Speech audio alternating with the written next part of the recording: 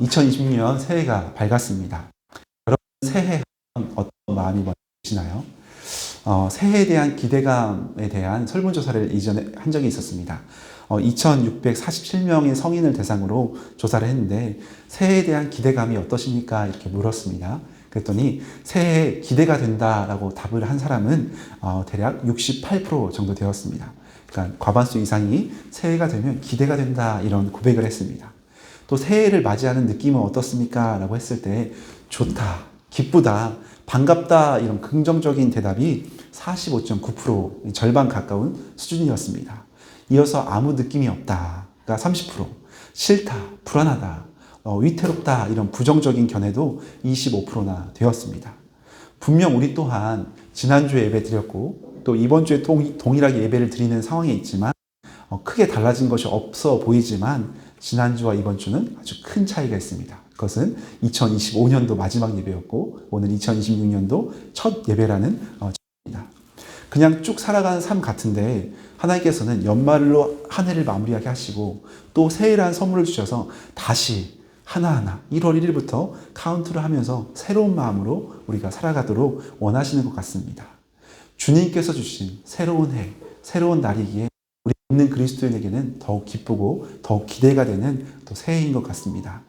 세상 사람들도 새해 하면 기대가 되고 또 소망이 되고 긍정적인 마음을 품는 것이 일반적인 견해인데 하물며 우리 그리스도인들은 하나님께서 우리에게 새해를 주셨기에 또한 우리에게 새해 가운데 함께 하신다 약속하셨기 때문에 우리는 더욱더 기대하며 나아갈 수 있을 줄로 믿습니다. 또한 고린도후서 5장 17절에 우리에게 이렇게 말씀합니다. 같이 한번 읽어보겠습니다. 누구든지 그리스도 안에 있으면 이전 것은 지나갔으니 보라 새 것이 되었도다 말씀하고 있습니다. 보라 새 것이 되었도다 하나님께서 말씀하셨습니다.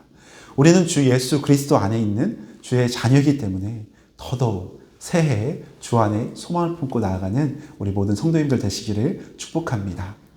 오늘 우리가 함께 살펴볼 창세기 1장 부분은 유명한 천지 창조에 대한 내용입니다. 창조의 어떻게 보면 가장 하이라이트라고 할 수 있는 클라이막스라고 할 수 있는 우리 사람에 대한 창조 이야기가 자세히 다루어지고 있습니다. 이전에 없던 완전히 새로운 존재를 이전에 없던 무에서 유를 새롭게 창조하는 하나님의 손길이 오늘 담겨 있습니다. 16절 말씀해 보니까 이렇게 나옵니다. 하나님이 이르시되 우리의 형상을 따라 우리의 모양대로 우리가 사람을 만들고 그들로 바다의 물고기와 하늘의 새와 가축과 온 땅과 땅에 기는 모든 것을 다스리게 하자 하시고 말씀하셨습니다. 하나님께서는 요즘 매일 성경 큐티 본문이 바로 이 창세기입니다. 그래서 1월 1일부터 창세기 1장 1절부터 하나님의 천지 창조 이야기를 저 또한 묵상하고 있습니다. 저희 교회도 이제 매일 성경으로 큐티를 하려고 뒤에 준비하고 있습니다. 그래서 오늘 창조에 대한 부분을 묵상하면서 새해 어떻게 우리가 맞이하고 새해를 어떻게 바라보고 나아가야 할지 우리 믿음의 자세를 다시금 정돈하고 바르게 하는 은혜의 시간이 되시기를 소망합니다. 새해를 맞이하는 첫 번째 우리의 마음의 자세는 우리는 하나님의 형상을 따라가야 한다는 겁니다. 하나님의 형상을 따라가야 합니다. 26절 상반절에 보니까 이렇게 나옵니다. 하나님이 이르시되 우리의 형상을 따라 우리의 모양대로 우리가 사람을 만들고 우리의 형상을 따라 27절에도 하나님이 이렇게 말씀합니다. 하나님이 자기 형상 곧 하나님의 형상대로 사람을 창조하시되 남자와 여자를 창조하시고 하나님이 반복해서 무슨 형상으로 만들었다고 하십니까? 네, 하나님의 형상 자기의 형상으로 만드셨다고 3번이나 연달아서 반복하십니다. 하나님께서 본인의 형상대로 하나님의 형상대로 존귀하게 창조하셨다고 말씀합니다. 하나님께서는 친히 그분의 형상을 본받아서 남자와 여자를 창조하셨습니다. 우리는 우연히 만들어진 존재가 아니라 하나님의 특별한 형상으로 완전하신 하나님의 모습과 성품을 담아 창조했다고 말씀하고 있습니다. 우리가 거룩하신 하나님의 형상대로 창조되었다고 할 때 이 형상은 하나님의 영적인 부분, 또 성품적인 부분, 이 내면적인 부분을 닮아서 우리를 창조하셨습니다. 이 하나님의 사랑의 성품, 하나님의 거룩하신 성품, 하나님의 놀라운 은혜로 우리를 창조하신 겁니다. 그리고 일부 학자 중에서는 이런 견해도 밝힙니다. 하나님의 외형적인 모습까지도 우리를 닮도록 창조하셨을 것이다 라고 추정하기도 합니다. 하나님은 거룩하신 영이셔서 사실 우리로는 볼 수는 없지만 이 땅에 오실 때도 인간의 몸으로 오셨고, 또 구약 성경에 하나님의 사자들이 이 땅에 나타날 때도 인간의 몸으로 현현되어 나타났습니다. 그래서 하나님의 모습 또한 인간의 모습과 비슷한 모습이지 않을까, 이렇게 학자들 중에 주장하는 견해도 있는데 나름 일리가 있다고 생각합니다. 하나님께서 하나님의 그 사랑의 성품, 하나님의 거룩하신 성품, 하나님의 완전한 성품을 닮아서 우리를 가장 아름답고 존귀하게 창조하셨습니다. 그런데 왜 이 완전하신 성품이 우리 안에 여전히 있지 않고 하게 되었습니까? 우리처럼 죄가 들어오면서, 죄가 우리를 지배하기 시작하면서 그 하나님의 완전한 성품이 파괴되었습니다. 성경을 보게 되면 누가 중심이고 누가 주어로 등장하는지 보셨습니까? 성경에 자세히 보게 되면 사람이 주인공이 아니라 하나님이 주인이십니다.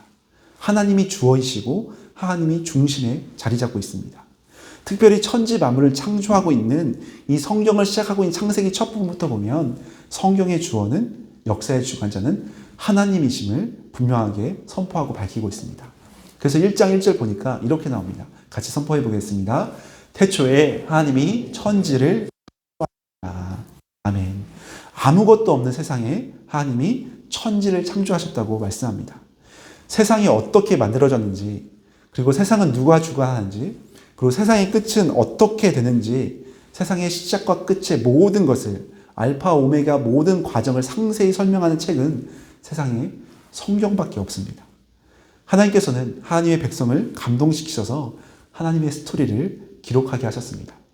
그래서 제가 오늘 본문을 자세히 살펴보니까 26절부터 보니까 이렇게 나옵니다. 하나님이 이르시되 우리의 형상을 따라 우리의 모양대로 우리가 사람을 만들고, 여기에서 우리는 성부, 성자, 성령, 성삼위일체 하나님이십니다.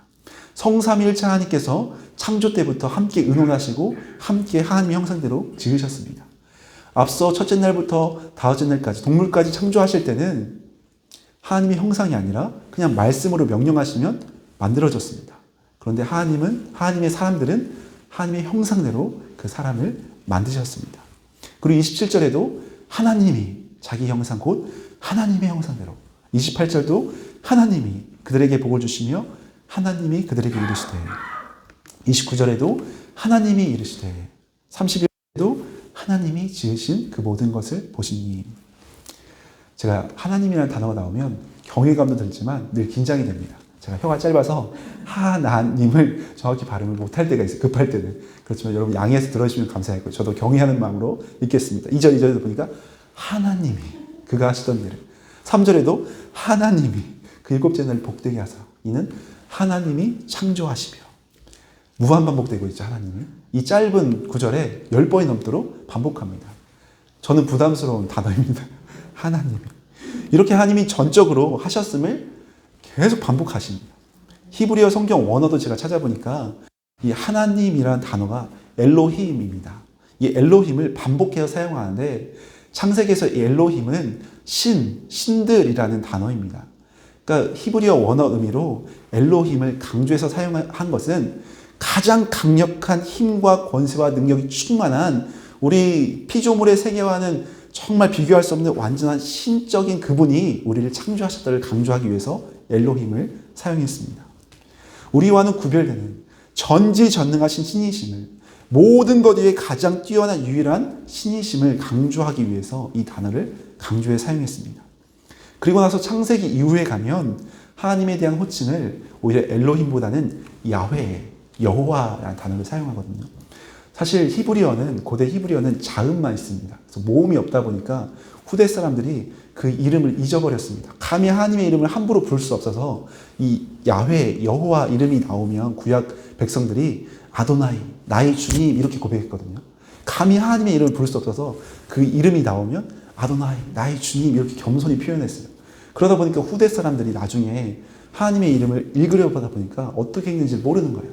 그래서 이스라엘 사람들이 지금도 가면 여호와라는 단어를 야훼에 가깝게 약간 히읗이 가래 끓는 소리거든요. 야화 이렇게 발음을 합니다. 들어보면 막 가래를 뱉을 것 같은 그런 느낌인데 아무튼 야훼 우리로 보면 순복음교에서 야훼라는 단어를 쓰고 우리 일반적인 기독교는 장로교는 여호와라는 단어를 쓰는데 둘 다 100% 일치하지는 않지만 이렇게 읽었을 것이다 라고 해서 야훼 여호와라고 합니다. 아무튼 출애굽기 이후로 가면 야훼 여호와 이런 단어를 더 많이 사용합니다. 그리고 구약의 더 많은 구절에서는 아도나이 나의 주님 함부로 부를 수 없는 거룩한 이름이었습니다.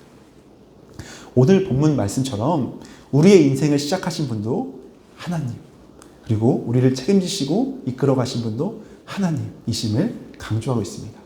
그런데 언제 문제가 발생하기 시작합니까?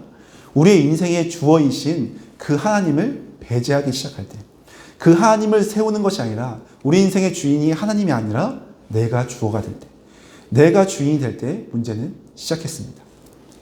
인류 최초의 죄를 짓는 창세기 3장 선악과 사건을 보면 3장 6절 말씀에 이렇게 나옵니다. 여자가 그 나무를 본즉 먹음직도 하고 보암직도 하고 여자가 그 열매를 따먹고 자기와 함께 있는 남편에게도 주매 그도 먹은지라. 여자가 남편에게 제가 여자를 뭐라고 하는 게 아니라 대부분의 가정과 비슷한 것 같습니다. 여자가 남편에게 여기서 하나님 대신에 사람이 주어가 되기 시작한 겁니다. 선악과 한 개 먹고 안 먹고 이 먹는 문제가 아닙니다. 내가 주일학교를 하다 보면 아이들이 많이 질문해요. 그거 하나 겨우 먹었다고 어떻게 이럴 수가 있어요? 하면서 마치 단편적인 그 모습을 보면서 아이들이 오해를 하기도 합니다.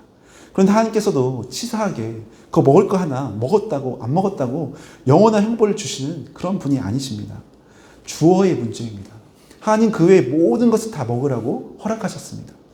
그렇지만 하나님의 명령, 하나님의 말씀, 하나님의 그 뜻이 아니라 그 자리에 내가, 사람이, 여자가, 남자가 들어서기 시작하면서 문제가 발생하기 시작하고 그것은 심각한 죄가 되었습니다. 하나님 대신에 그 주어의 자리, 그 주인의 자리에 사람이 들어가고 사람이 마음대로 판단한 겁니다. 그럼 우리가 삶을 온전히 회복하기 위해서는 어떻게 해야겠습니까? 우리를 창조하신 하나님의 형상대로 주 그리스도 안에 회복의 길로 가면 됩니다. 내가 주어가 아니라 주님만이 나의 주어가 되는 인생, 내가 주인이 아니라 하나님만이, 우리를 구원하신 예수님만이 우리의 인생을 주관하시도록 우리가 주님을 믿고 따르는 인생이 되어야 합니다. 이런 의미에서 우리가 우리에게 맡겨주신 하루하루의 삶을 주님의 은혜 가운데 주님만 의지하며 주님만 바라보며 나아가는 복된 성도님들 되시기를 소망합니다. 이 믿음의 길만이 우리가 살아갈 형통의 길임을 믿습니다. 또한 두 번째로 우리가 살펴볼 부분은 세상을 다스려야 한다는 겁니다. 새해를 맞이하는 우리의 자세가 세상을 다스려야 합니다. 28절에 보니까 이렇게 나옵니다. 같이 한번 읽어보겠습니다. 하나님이 그들에게 복을 주시며 하나님이 그들에게 이르시되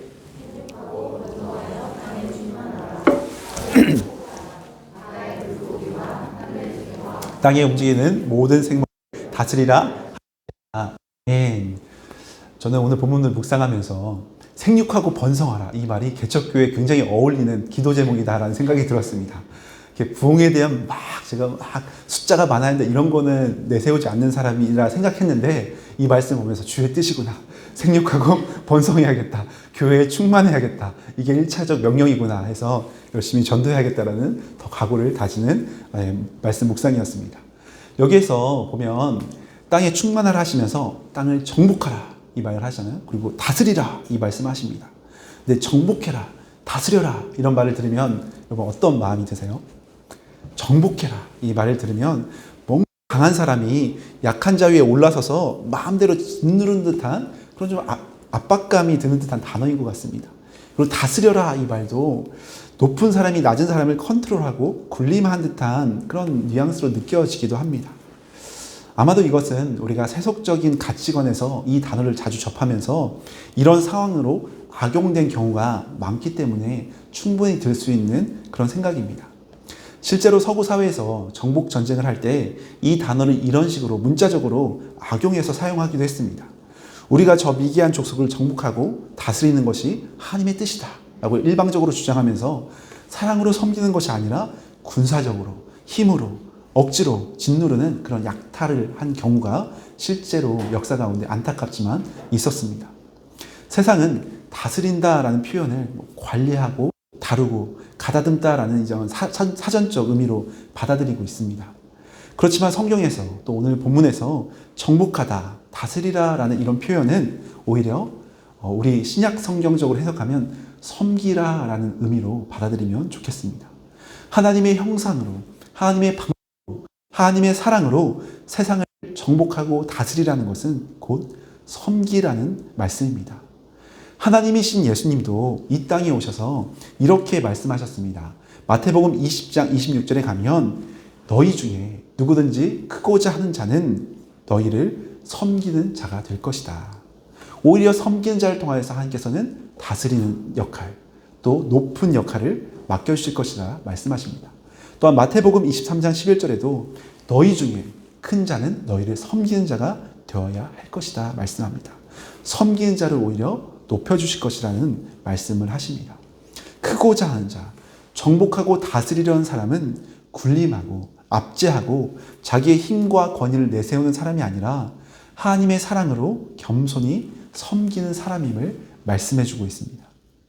하나님께서는 온 세상 만물을 너무나 아름답게 창조하시고 이 모든 것을 우리 사람, 하나님의 형상대로 만드신 사람에게 모두 맡겨주셨습니다. 모두 의탁하셨습니다. 왜 그러십니까? 하나님이 직접 하실 수도 있는데도 우리 사람에게 이 땅을 다스리도록 맡겨주셨습니다. 우리를 사랑하시기 때문입니다. 우리를 통하여서 사랑으로 이 땅을 섬기고 다스리라고 맡겨주셨습니다. 이것을 제가 신약적 표현으로 빌려보자면 누가복음 16장에 나오는 청지기의 비유를 들 수 있습니다. 하나님께서는 우리를 이 땅에 청지기로 세워주셨습니다. 청지기는 자기 재산이 없습니다. 오히려 주인의 재산, 주인의 중요한 일을 대신 맡아 관리하는 사람입니다. 그러니까 대리자, 대리 책임자라고 생각할 수 있습니다. 하나님께서 우리 각자에게 맡겨주신 삶의 영역에서 맡은 일에 충성된 자를 청지기라고 합니다. 그런 의미에서 우리 또한 이 땅을 살아가는 청지기로서 우리에게 이 땅의 사명을 맡겨주셨습니다. 우리는 잠시 이 땅 가운데 하나님의 사명을 부여받고 하나님의 뜻을 행하라고 보냄받은 청지기입니다. 우리가 누리는 이 모든 것은 하나님께서 잠시 맡겨주신 겁니다. 하나님의 사랑으로 섬기고 충성하라고 맡겨주셨습니다. 여러분, 올 한 해 여러분에게 맡겨주신 하나님의 사명, 하나님께 충성해야 할 부분이 무엇입니까? 우리에게 맡겨주신 건강이 있을 수 있습니다.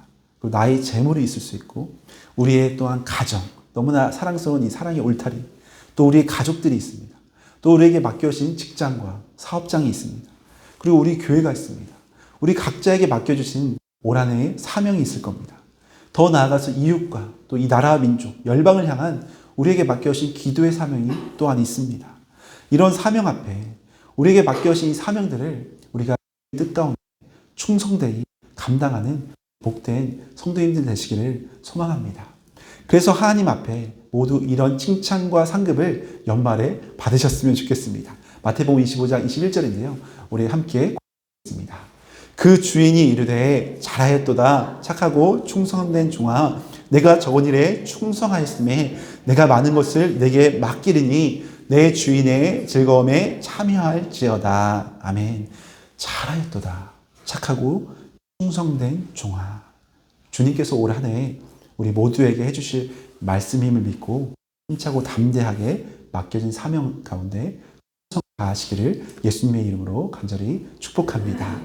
마지막으로 한 가지만 더 살펴보자면 새해를 맞이하는 우리의 자세 세 번째는 우리는 안식일을 지켜야 한다는 겁니다. 안식일을 지켜야 합니다. 오늘 본문 2장 1절에 보면 이렇게 나옵니다. 천지와 만물이 다 이루어지니라. 천지와 만물이 다 이루어지니라. 다 이루어지니라. 예전에 나온 개역 한글판 성경을 찾아보니까 다 이루니라 라고 표현하고 있습니다. 다 이루니라. 어디서 많이 들어본 말 같지 않습니까? 다 이루니라. 요한복음 19장 30절에 가면 예수님께서 십자가에서 죽으실 때 다 이루고 나서 마지막 구원 사명을 감당하시고 이렇게 고백하셨습니다. 다 이루었다. 완전한 구원 사명을 이루셨을 때 그 선포를 하시고 운명하셨습니다. 오늘 본문에서도 하나님께서는 천지 만물이 다 이루어지니라 라고 하실 때도 이 선포 또한 천지와 만물을 완벽하게 완전하게 창조하셨음을 선포하는 단어입니다. 조금 모자라거나 부족한 것이 전혀 없이 하나님께서 완전하신 계획대로 완전 무결하게 천지를 창조하셨음을 강조하는 단어입니다. 그리고 나서 마지막 일곱째 날 이렇게 선포하는 겁니다. 2절 말씀인데요. 같이 한번 읽겠습니다. 하나님이 그가 하시던 일을 일곱째 날에 마치시니 그가 하시던 모든 일을 그치고 일곱째 날에 안식하시니라. 아멘. 완전하게 창조하시고 일곱째 날 안식하셨다고 나오고 있습니다. 성경 히브리어 원어에 보니까 이 안식은 쉬다, 그치다, 정지하다라는 의미입니다. 창조 사역을 완수하시고 마지막에는 온전히 안식하신 날로 정하셨습니다. 그런데 여기서 눈여겨볼 부분이 있습니다.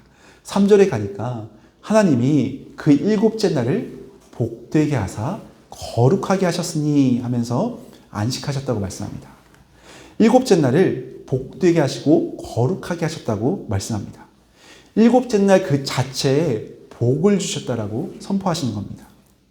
이게 왜 특이하냐면 앞서 피조물을 창조하실 때는 다섯째 날 하늘의 새와 바다의 물고기, 생물을 창조하시면서는 그들에게 복을 주셨다라고 말씀합니다. 그 생명체에. 그리고 28절에도 보면 여섯째 날 사람을 창조하시고 사람에게 복을 주셨다라고 말씀하시거든요. 그러니까 어떤 생명체에 복을 주셨지 어떤 날에 복을 주신 적은 없었습니다.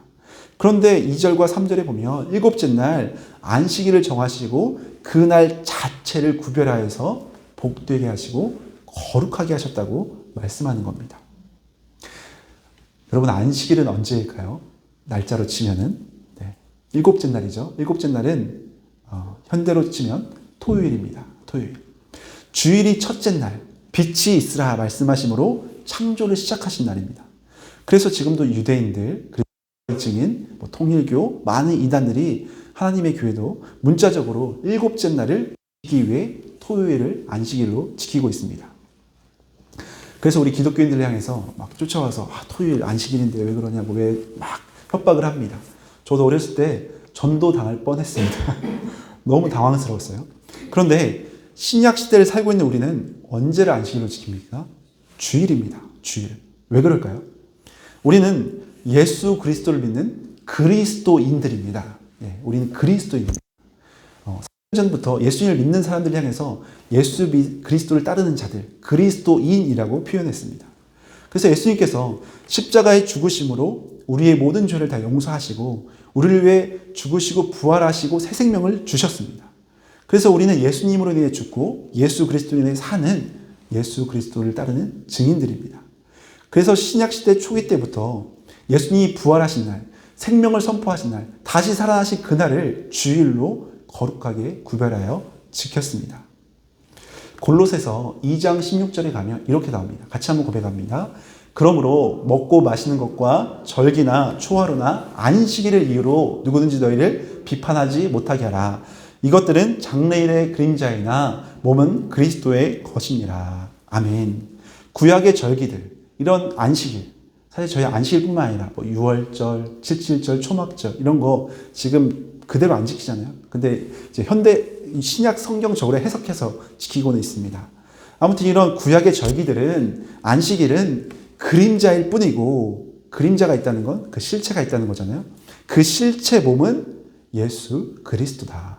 17절 말씀처럼 장래일의 그림자였다. 구약의 말씀들은 그림자였고 실제 몸은 신약에 오신 예수 그리스도다라고 선포하는 겁니다.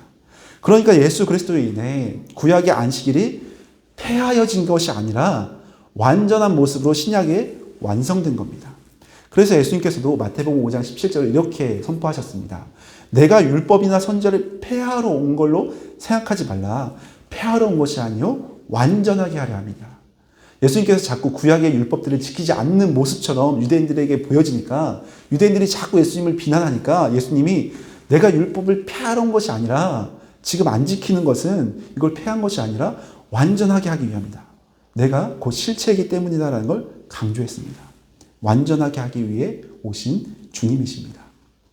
곧 부활이신 생명이신 소망이신 예수님께서 부활의 첫 사람이 되셨기 때문에 주님을 믿는 우리는 부활의 날 주일을 거룩히 구별하여 드리고 있습니다.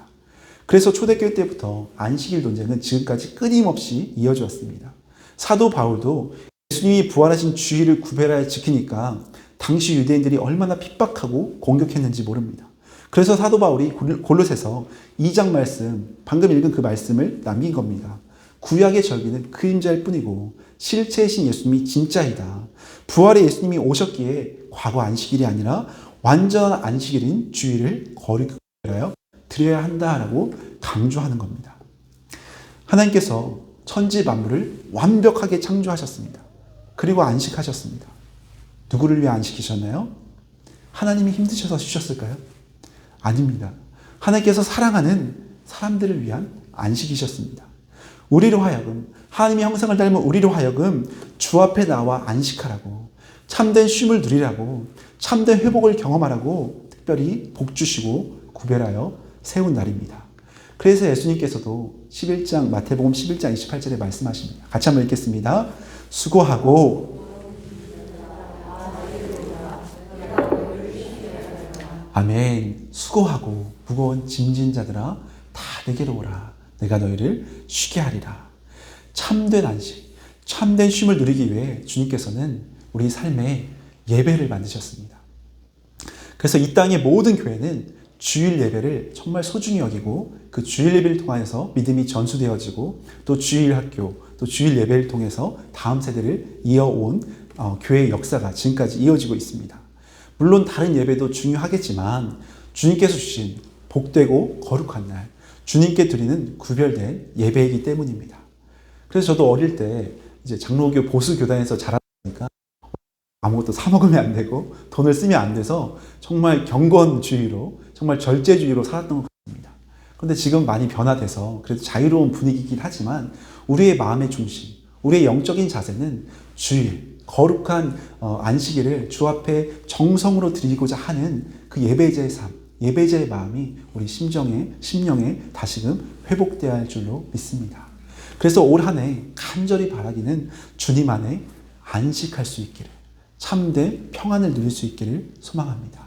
예배 가운데 나와 주님의 참된 쉼과 회복을 풍성히 누릴 수 있기를 바랍니다. 그래서 신약시대는 이렇게 주일을 안식일로 지키면서 어떻게 보면 먼저 주님 앞에 와서 쉬고 말씀으로 회복하고 하나님의 은혜 안에 온 힘을 얻고 내일부터 어떻게 보면 세상에 파송되어져서 선교자적 삶, 예배자의 삶, 세상에 그리스도의 향기를 흘러넘치는 그런 향기로운 삶을 살라고 우리를 주일 예배로 또한 부르는 줄로 믿습니다. 말씀을 마무리하겠습니다. 사랑하는 여러분, 새해에 어떤 마음과 자세로 나아가고 계십니까? 우리를 창조하신 이 하나님의 형상을 따라 우리가 살아갈 수 있기를 바랍니다. 주님이 주신 이 맡겨주신 사명을 충성되이 감당하여 주님께 칭찬받는 우리 모든 성도님들 되시기를 소망합니다. 그리고 하나님께서 특별히 구별하여 복주시고 거룩하게 하신 이 안식일, 주일을 온전히 지키며 주님이 주시는 참된 쉼과 회복과 은혜를 풍성히 누릴 수 있기를 예수님의 이름으로 간절히 축원합니다.